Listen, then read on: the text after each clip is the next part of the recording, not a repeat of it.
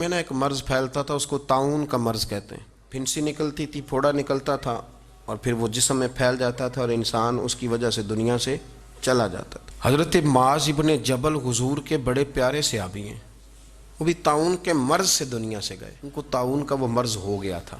حضرت ابو عبادہ بن جراح رضی اللہ تعالیٰ عنہ، نبی پاک علیہ السلام نے فرمایا یہ میری امت کا امین ہے، ان کو امین الامت کہا جاتا ہے، اور عشرہ مبشرہ صحابی ہیں، ان 10 لوگوں میں شامل ہیں جن کے لیے نبی پاک علیہ السلام نے فرمایا تھا میرا تمہارے ساتھ وعدہ ہے، رب تمہیں جنت عطا فرمائے گا۔ عشرہ مبشرہ صحابی اور اتنے بڑے صحابی کہ انہوں نے میدان احد کے اندر اپنے والد کو قتل کیا تھا۔ لوگوں نے کہا آپ نے اپنا باپ مار دیا، فرمایا باپ نہیں مارا، میں نے اپنے محبوب کا دشمن مارا ہے۔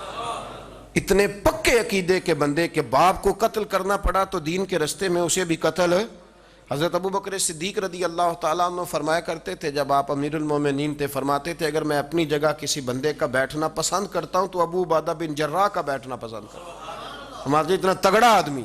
ملک شام کے اندر طاعون کی بیماری پھیل گئی، آپ بھی اس وقت وہیں قرب و جوار کے علاقوں میں تھے، طاعون کا مرض پھیل گیا۔ لوگوں نے آپ سے کہا یہاں سے نکلیے، فرمایا نہیں نکلوں گا، اس لیے کہ میرے نبی پاک علیہ السلام نے فرمایا جہاں یہ وبا پھیل جائے وہاں سے نکلنا نہیں، جو وہاں ہوں وہ باہر نہ نکلیں اور جو باہر والے ہوں وہ وہاں اندر نہ جائیں۔ حضور نے اس احتیاط کا کہا ہے، میں نہیں نکلوں گا۔ اور مسند امام احمد بن حنبل کی حدیث ہے، نبی پاک صلی اللہ علیہ وسلم نے فرمایا جو طاعون سے ڈر کے بھاگا وہ اس طرح ہے جس طرح اللہ کے رستے میں جہاد کو چھوڑ کے بھاگنے والا، اور فرمایا جو طاعون کی وجہ سے مر گیا اللہ اسے شہادت کا درجہ عطا کر دے گا۔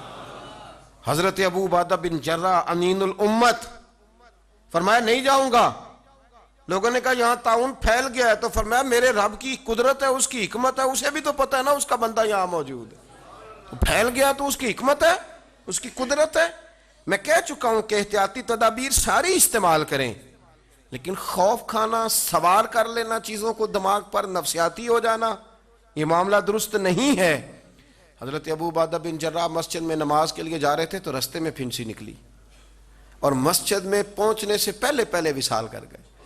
حضرت معاذ بن جبل جو بعد میں خود طاعون کی بیماری سے تشریف لے گئے، آپ نے ان کا جنازہ پڑھایا۔ امام نبوی فرمایا کرتے تھے میں جب بھی حضرت ابو عبادہ بن جراح کی قبر پہ جاتا ہوں تو میرے دل پہ رعب طاری ہو جاتا ہے۔ ان کی قبر میں بھی اللہ نے رعب رکھا ہوا ہے، مرنے کے بعد بھی ان کی شان وصال کے بعد بھی بڑی بلند ہے۔ اللہ کریم نے وہاں برکتیں اور رحمتیں رکھی ہوئی ہیں۔ میرے عزیز تھوڑا سا باہر آئیں، اپنے عقائد کو، نظریات کو، ان کو پختہ کریں، ہم مسلمان ہیں۔ میری جو سب سے بڑی اپیل ہے نا، آج اس سارے عنوان پہ ڈاکٹر اپنی اپنی ہدایات دے رہے ہیں، اس پر عمل کریں۔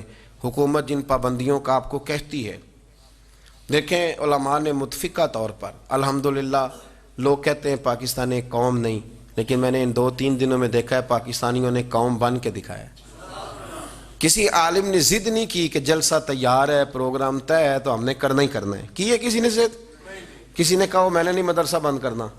قوم بن جاتے ہیں اللہ کے فضل سے، اور انشاءاللہ ہم قوم بنیں گے، اور یہ مرض جو آیا ہے یہ اپنی موت خود بخود مر جائے گا، اور انشاءاللہ تعالی ہمیشہ درود و سلام کے ذائقے ہی موجود رہیں گے۔